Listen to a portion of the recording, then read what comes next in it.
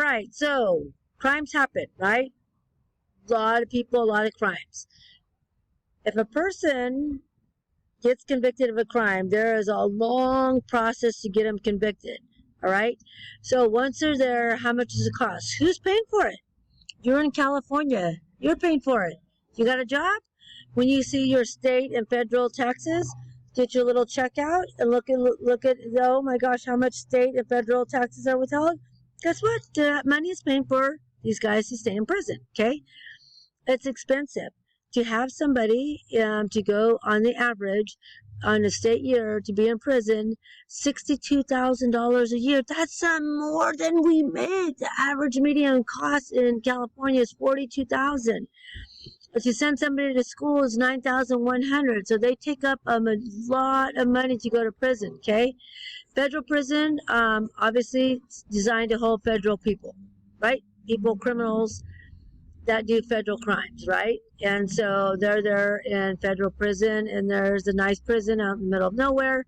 I've been to several prisons. They're so isolated. It takes forever to get there because now they're out in the middle of nowhere. And here's a little breakdown of what goes on in the federal prison. Feel free to read that at your leisure. Private prisons in the United States, they come and go. They find a lot of private prisons because they're all about the money. A lot of bad things occur within the prisons. All right, there's a background on the private prisons. Here's where they are, and not Modesto. California has got a little less than 10% in California, and there's the challenges, right? Because they're run by, say you wanted to open one, right? You're in charge. So you're the one that makes the rules. You're the one that decides what goes on. There's not any type of overall oversight for them. So if something happens, it's going to be an independent counsel who looks into the investigation of something going on. And this is what happens. Inexperienced staff. Hey, you want to work in my prison? Hey, come on, where's my friends? You don't know anything. You don't have to have an academy or anything to get these guys to go through. You're just starting your own prison and working in it. Okay. Military prison. Here's a military prison. This child molester here was a high-ranking official within the military, and he's molesting his own stepchildren. So he was incarcerated in the military prison. There's some more. 24% are convicted of violent sexual offense, which is a lot for the military. These guys are in the military, so maybe all the combat and everything's causing them to do a lot of stuff. 61% for all people are convicted for sexually based crimes. Crazy. Okay, we talked about Alcatraz a little bit. That was a military prison. Tell me. No, don't tell me. I'm not going to worry about that one there. Inmate classification, they are classified depending on their background, right? Because you don't want the first-time person in prison incarcerated and sitting there housed with a bunch of Aryan brothers or a bunch of Nuestra Familia people or anything like that, right?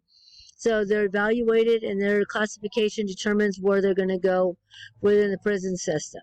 Women in the prison system are 3.5 times more likely to experience physical or sexual trauma in their lives compared to women of the general population. So before I retired, they were going to start doing this 15-year study where the women in juvenile hall were going to be tracked for 15 years to find out what got them there in juvenile hall, and more than likely they're going to continue on because something bad has happened in their life at a young age. And here's some more issues. A lot of people are pregnant. Women come in pregnant, and when they have their babies, they go to the prison jail, have their babies, come in, ask their family and friends, come get my baby, because you can't have babies in prison, right? Money on the books for commissary. So you have money on the books for commissary, right? It's people can put money on the books, and at that time, though, you can use them to buy chips and popcorn and whatever they want at that time, hairbrushes, toothbrushes, whatever, right? So you can put money on in the books. In California, deposits made to an inmate's commissary are taxed, which I thought was fantastic. So they use that money. the hidden costs in prisons, meaning that people come in with pre-existing conditions and thus need help once they get there. Because let's face it, a lot of criminals are not in the best of health, right? They're on drugs and everything else. I knew this guy who had tooth problems, and if he had an issue with his tooth, he'd go commit a crime and try to get caught in order to go to jail so they could fix his teeth, right? Here's some prison misconduct to talk about. We've already kind of hit it, and we'll talk about more of the gang affiliation as we enter here. Prison gangs, there's a lot of prison gangs within the state prison, not really the local system, but they do get started there. They have some gang affiliation and they fight. There's a lot of organized crime within the prison system, and within that organized crime, they try to take over the drug. They make a lot of alcohol beverages in prison. What? No way, right? They're able to ferment the fruit that's given to them. The fruit's supposed to be eaten at the time, however, it's not, and they ferment the fruit in order for them to make alcohol. Here's some of the prison gangs. Do me a favor. Here's an assignment within this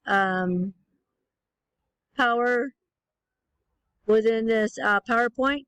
Tell me, looking up one of these prison gangs, actually make it two of them. Look up something, type of crime they committed while in prison, okay?